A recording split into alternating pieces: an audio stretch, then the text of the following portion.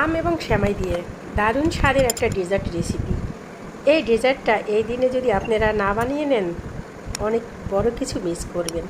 এটা এতটাই tasty, just একবার আপনাদের বানিয়ে নিয়ে এটার টেস্টটা বুঝে নিতে হবে। তো বেশি বকবক করব না, সরাসরি রান্নায় চলে যাচ্ছি। আর রান্নার জন্য এখানে একটা ফ্রাই প্যান বসিয়ে দিয়েছি।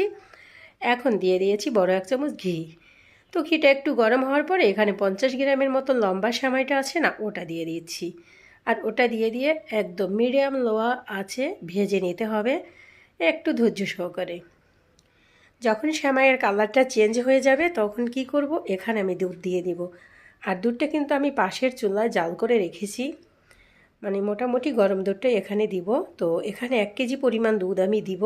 প্রথমে হাফ কেজি দিয়েছি, বলক উঠে গিয়েছে, তারপরে আবারও আমি পরবর্তীতে এখন আমি দিয়ে দিব হাফ কেজি। তো মোটামুটি দুধটা দিয়ে আমি রান্না করে নিব। আর এখানে কিছুক্ষণ জাল করে নেওয়ার পরে এখানে আমি কাস্টার্ড দিব, কাস্টার্ড পাউডার 1 চামচ কাস্টার্ড পাউডার ঠান্ডা দুধে গুলিয়ে নিয়ে দেব। এই যে ঠান্ডা দুধটা আমি নিয়ে নিয়েছি, তারপরে 1 চামচ কাস্টার্ড পাউডার নিয়ে নিয়েছি। আর এই কাস্টার্ড পাউডারও কিন্তু আমার হোমমেড বানানো। তো এটা রেসিপিও আছে আমার পেজে, দেখে নিতে পারেন। তো এই পর্যায়ে কাস্টার্ড পাউডারটা আমি গুলিয়ে দিয়ে দিয়েছি। আর এটা মোটামুটি একটু ঘন হয়ে যাওয়ার পরে কিন্তু আমি নামিয়ে নিব। তো এখন একটু লবণ দিয়েছি, আর লবণটা দিলে কিন্তু এই মিষ্টি জাতীয় খাবারের টেস্ট 2 গুণ 3 গুণ বেড়ে যায়। তারপর এখানে দিয়ে দিয়েছি 1/3 কাপ চিনি।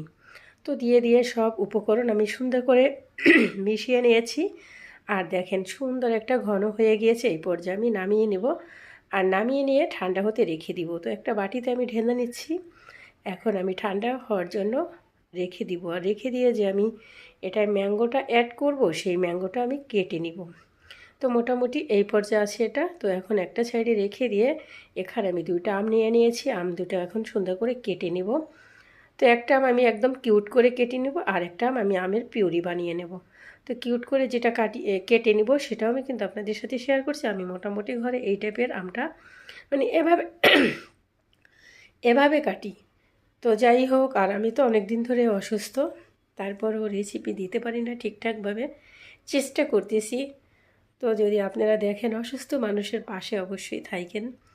তো মোটামুটি কিউট করে আমটা কিন্তু আমার কেটে নেওয়া শেষ। পরবর্তীতে যে আমটা আমি একদম আমের পিউরি বানিয়ে নিব, সেটাও কিন্তু কেটে এই যে আমের পিউরি বানিয়ে নিয়েছি, সাথে একটু দুধ দিয়েছি পিউরির সাথে। তো এদিকে সেমাইটাও সুন্দর ঠান্ডা হয়ে গিয়েছে, আর একটু ঘনও হয়ে গিয়েছে। আমের পিউরিটা দেওয়ার পরে একদম পারফেক্ট হয়ে যাবে। তো আমের পিউরিটা আমি দিয়ে দিয়েছি, তারপরে আমের কিউট করে কাটার টুকরাগুলো আমি এই পর্যায়ে দিয়ে সুন্দর করে মিশিয়ে নেব। আর এই পর্যায়ে একটু ভালো করে মিশিয়ে নিতে হবে। দেখেন মিশিয়ে নেওয়া শেষ, কি সুন্দর একটা মানে কালারও এসেছে, আর দেখতে কতটা লোভনীয়, তাই না? তো হয়ে গিয়েছে মিশিয়ে নেওয়া। এখন আমি 2টা ছোট্ট ছোট্ট গ্লাসে মানে ঢেলে নিব খাওয়ার জন্য। তো দেখেন এই রেসিপিটা একবার হলো আপনারা করতে পারেন। এটা কিন্তু খেতে যেরকম টেস্টি, দেখতেও সুন্দর, আর সেরকম কিন্তু হেলদিও।